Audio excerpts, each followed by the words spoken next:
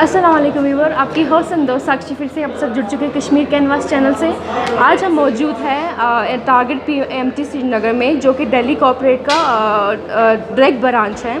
आज हम बात करेंगे मिस्टर उबैद अहमद अकून से, जो कि daily contributor of Kashmir canvas है और renowned columnist of Kashmir and content adviser of weekly education क्यूल। चलिए इनसे बातचीत करते हैं। तो चलिए इनसे बात करते हैं इनके बारे में कुछ। तो सर हमें बताइए, आप कहाँ से हैं? मेरा नाम उबैद अहमद अकून है। मैं बेसिकली पांद्रिठन श्रीनगर में रहता हूँ।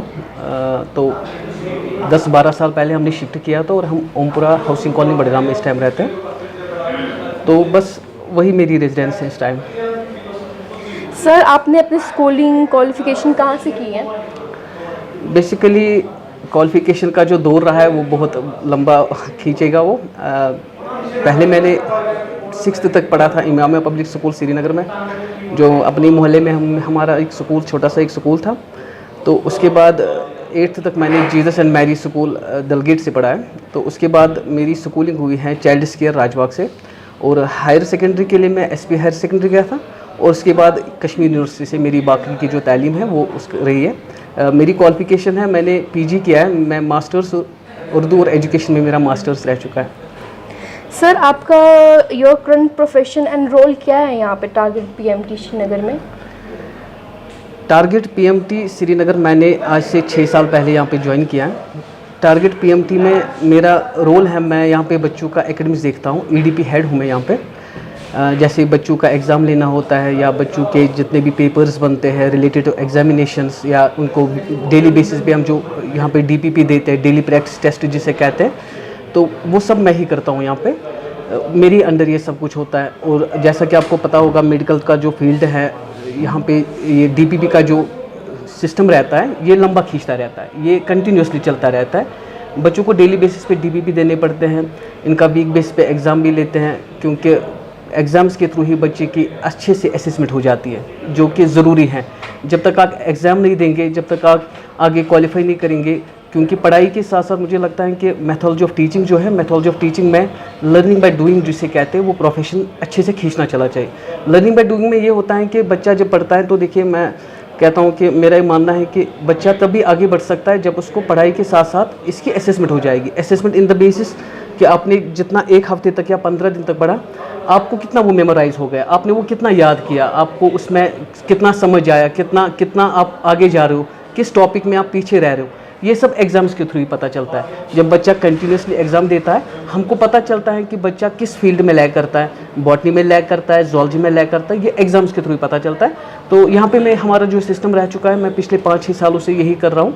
बच्चों के एग्ज़ाम्स लेता हूँ, उनकी मॉरल डेवलपमेंट में भी थोड़ा बहुत पार्टिसिपेट करता हूँ, उनको मोटिवेट करने के लिए, बूस्ट करने के लिए, उनकी रिलेटिंग टू एजुकेशन लगातार उनके साथ जुड़ा रहता हूँ। सर आप सेटिस्फाई हो इस अपने प्रोफेशन से? जैसे कि आजकल गवर्नमेंट जॉब के लिए बहुत लोग अप्लाई कर रहे हो, so are you satisfied with this your private job?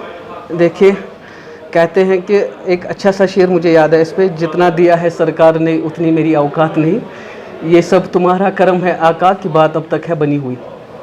बेशक देखिए, आजकल देखा देखी का जो दौर है, इसमें प्राइवेट जॉब और गवर्नमेंट जॉब ज़्यादातर कश्मीर में एक रुझान रह चुका है कि यहाँ पर ज़्यादातर गवर्नमेंट जॉब के लिए ज़्यादातर अप्लाई करते हैं।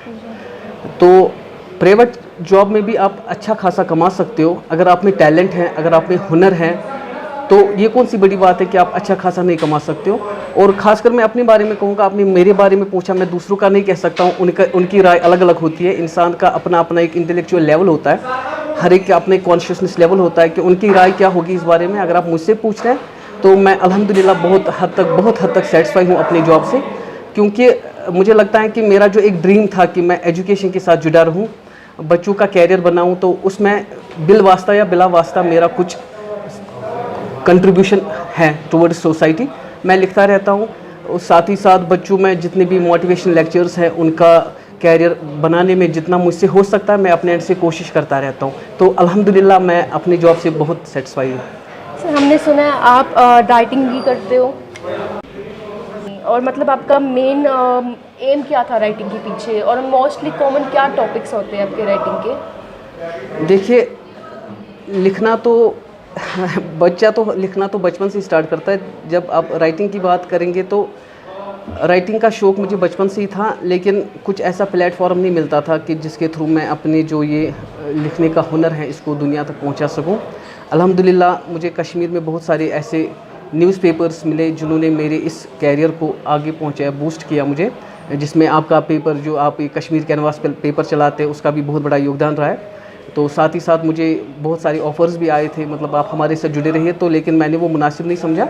मैं लिखता हूँ, मैं फ्रीलांसर हूँ, मैं बहुत सारे अखबारों के लिए लिखता रहता हूँ। तो लिखने के पीछे एक ही एम है कि इंसान जो कश्मकश में पड़ा रहता है, हर एक इंसान देखिए लिखने वाले का जो अदीब होता है, अदीब जो समाज में देखता है, मतलब अच्छाई खराफात जितने भी अप्स एंड डाउन्स होते रहते हैं सोसाइटी में, जो वो लिखता रहता है, तो उसको वो अल्फाजों का जामा पहनाकर दूसरों तक पहुँचाने का कुछ सलीका सीखता है। तो मैंने भी इसी एम के साथ लिखना चाहा कि हमारी सोसाइटी में जो कुछ होता रहता है आजकल, हमारी सोसाइटी में मतलब बहुत सारी खराफात है, बहुत सारी मॉरली हम बहुत डिग्रेड हो चुके हैं। तो बेसिक एम यही था कि अपने कलम के ज़रिए मैं लोगों को ये बता सकूं कि मेरे लिखने का पीछे ये मकसद है कि हम मॉरली कितने अपग्रेड होने चाहिए, हमारा मॉरल वैल्यू क्या होना चाहिए। और साथ ही साथ मैं ज़्यादा तनकीद पे लिखता हूँ, मैं कंस्ट्रक्टिव क्रिटिसिज्म का ज़्यादा हामी हूँ, मैं तनकीद बराए तामीर का ज़्यादा अलमबरदार हूँ। मैं तनकीद बराए तामीर ज़्यादा लिखता रहता हूँ, मतलब सोसाइटी में जितने भी हमारे खराफात हैं, बिदात हैं, उन पर तिबा आजमाई में ज़्यादा करता रहता हूँ। सर जैसे कि कश्मीर में यहाँ पे बहुत करियर काउंसलर की बहुत शॉर्टेज है, आपको क्या लगता है इस बारे में? रिसेंटली मेरा आर्टिकल कश्मीर उज़्मा में भी आया था। मैंने गालिबन कल मेरा आर्टिकल कश्मीर उज़्मा आज ही आया था, हाँ आज ही आया था मेरा आर्टिकल कश्मीर उज़्मा में कैरियर काउंसलिंग के रिगार्डिंग मैंने एक आर्टिकल लिखा था। कश्मीर में कैरियर काउंसलिंग की बहुत ज़्यादा कमी है। यहाँ को बच्चे को कौन सा टॉपिक, कौन सा मतलब जब वो टेंथ पास करता है, जब वो मतलब हायर क्लासेस के लिए जाना चाहता है, तो कौन सा टॉपिक वो चूज़ करे, किस सब्जेक्ट में वो अपना मतलब कैरियर को परवान चढ़ाए। क्योंकि आजकल आप देखते हैं कि बच्चे देखा देखी में वही सब्जेक्ट पढ़ते हैं। अगर मैंने एक मेडिकल पकड़ा तो मेरे कोई फ्रेंड है वो भी कहता है इसने मेडिकल पकड़ा तो मैं भी मेडिकल पकड़ूंगा, हालांकि मुझे मेडिकल में उतनी चॉइस नहीं होती है। तो इससे क्या हो जाता है कि बच्चे का जो कैरियर होता है वो बहुत ख़राब हो जाता है। तो ज़रूरी है कि यहाँ पे कुछ कैरियर काउंसलिंग सेल्स होनी चाहिए। कश्मीर में बहुत ज़्यादा फ़िकदान है इन चीज़ों का। यहाँ पे कैरियर काउंसलिंग सेल्स ही नहीं है कि वक्त के हिसाब से हम बच्चों को बताते कि इस टाइम मार्केट में कौन सा जो आप सब्जेक्ट पकड़ोगे ये जॉब ओरिएंटेड है कि नहीं, इस सब्जेक्ट में आगे जाके आप अपना फ्यूचर बना सकते हैं। क्योंकि आजकल देखा गया है कि बच्चे 30 साल के भी हो चुके होते हैं और वो अपने माँ बाप के पैसों पे ही ज़्यादा डिपेंडेंट होते हैं। मतलब इंसान को कुछ ऐसे जॉब्स पकड़ने चाहिए, कुछ ऐसे सब्जेक्ट्स पकड़ने चाहिए जिससे वो कल अपना मतलब कमा सके, खुद के लिए, माँ बाप के लिए नहीं, कम से कम अपने लिए कमा सके, डिपेंडेंट ना हो जाए किसी पे। तो ज़रूरी है कि कैरियर काउंसलिंग के थ्रू ही ये सब हो सकता है। एक अच्छा कैरियर काउंसलर आपको रहनुमाई करता है कि आप कौन सा सब्जेक्ट पकड़ोगे, किस सब्जेक्ट में आगे जाके आप अपनी फील्ड को परवान चढ़ा सकते हैं। तो मैंने बहुत ज़्यादा कमी देखी है कश्मीर में, यहाँ पे कैरियर काउंसलिंग की बहुत ज़्यादा कमी है। तो पेरेंट्स भी ज़्यादातर देखी मैं अपनी ड्यूटी अना और दुनिया को दिखाने के लिए बच्चों पे ज़्यादा फोर्स भी करते रहते हैं कि आप ये सब्जेक्ट पकड़िए। कुछ मामलों में बच्चे भी गलत होते हैं, पेरेंट्स को ज़्यादा फोर्स करते हैं कि नहीं हमें ये सब्जेक्ट पकड़ना है। तो इन दोनों मामलों में एक बेहतरीन कैरियर काउंसलर रहनुमाई कर सकता है कि आप कौन सा सब्जेक्ट पकड़ सकते हैं, किस सब्जेक्ट में आगे जाके आप अपना कैरियर बना सकते हैं। कैरियर काउंसलर्स के पास क्या होता है, कैरियर काउंसलर्स के पास अपना एक विजन होता है।